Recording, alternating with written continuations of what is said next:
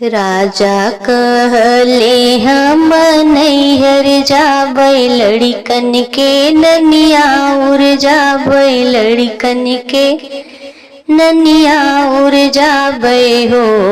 राजा चली गईले बहिनी के देशवा बहिनिया लेके आई गईले हो। राजा चली गईले बहिनी के देशवा बहिनिया लेके आई गईले हो।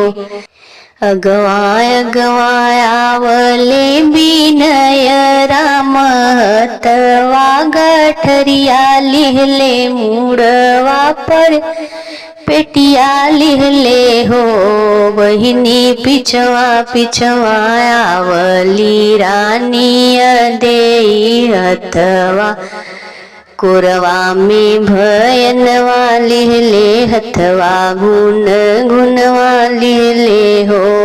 बहिनी पिछवा पिछवा आवली रानिया देई कोरवा भयनवा लिहले हथवा गुन गुनवा लिहले हो।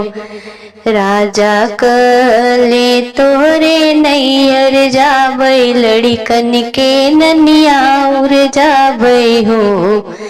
राजा चली गईले बहिनी के देशवा बहिनिया लेके आई गईले हो। अगवा आवले गिरीश राम हथवा गठरिया लेले मुड़वा पर पेटिया लिहले हो। बहिनी पिछवा पिछवा आवली कुसुम देई कोरवा भयनवा लिहले हथवा गुन गुनवा लिहले हो। बहिनी पिछवा पिछवा आवली कुसुम देई कोरवा भयनवा लिहले हथवा गुन गुनवा लिहले हो। राजा कहले हम नैहर जाबै लड़िकन के ननिया उड़ जाबै लड़िकन के ननिया उड़ जाबै हो।